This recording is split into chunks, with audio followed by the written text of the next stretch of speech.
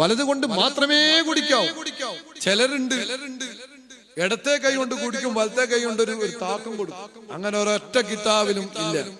ഇശ്റബ് ബിയസാരിക മാ സപ്പോർട്ട് ബിയമീനിക് എന്നൊരു കിതാബിലും ഇല്ല എന്ന് ഞാൻ സാന്ദർഭികമായി പറയാം.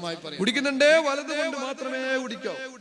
വലത്തെ കൈക്ക് സ്വാധീനില്ലേ, പിന്നെ അടുത്തിനുള്ളത് അഫ്വാണ്, മാപ്പാണ്. അല്ലാതെ വലത് കൊണ്ട് പൊന്തിക്കാൻ കഴിയുള്ള കാലത്തോളം വലത് കൊണ്ട് മാത്രമേ കുടിക്കാവൂ.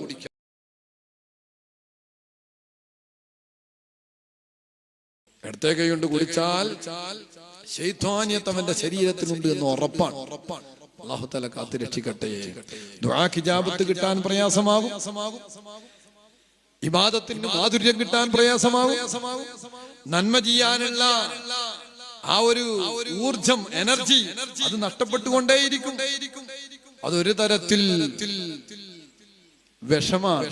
ഇടതേ കൈ കൊണ്ട് കുടിക്കുന്നത് ആത്മീയമായ ഒരു വിഷം പോലെ, ആത്മീയമായി വളരാൻ പ്രയാസമാണ്. കുൽ ബിയമീനിക് ഞാൻ സാന്ദർഭികമായി കണ്ടപ്പോൾ പറഞ്ഞു എന്ന് മാത്രം.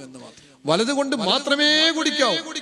ചിലരുണ്ട് ഇടത്തെ കൈ കൊണ്ട് കുടിക്കും, വലത്തെ കൈ കൊണ്ട് ഒരു താക്കം കൊടുക്കും. അങ്ങനെ ഒരൊറ്റ കിതാബിലും ഇല്ല.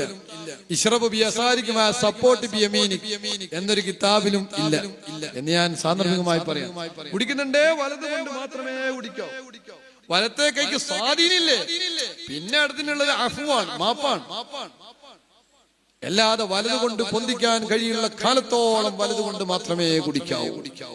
കുൽ ബിയമീനിക് വശ്റബ് ബിയമീനിക്. വലത് കൊണ്ടേ തിന്നുകയും കുടിക്കുകയൊക്കെ ചെയ്യാവൂ. നമ്മൾ ഇടത് അതിന് വേണ്ടി ഉപയോഗപ്പെടുത്താൻ പാടില്ല. ചെറുണ്ട് കയ്യും ഒരു കടിയും ഒരു ചായം കൊടുത്താൽ രണ്ടു കൊണ്ട് ഉപയോഗപ്പെടുത്തുന്നത് പറ്റൂല. നമ്മളൊക്കെ സുന്നത്ത് ജമാഅത്തിന്റെ അഹ്ലുകാരാ. നമ്മളൊക്കെ ആത്മീയമായി വളരാൻ കൊതിക്കുന്നവരാ. അല്ലാഹു തആല നമ്മൾ ആത്മീയമായി ഉള്ളും പുറവും രഹസ്യവും പരസ്യവും ആത്മീയമായി അല്ലാഹു തആല വളർത്തി തരട്ടെ.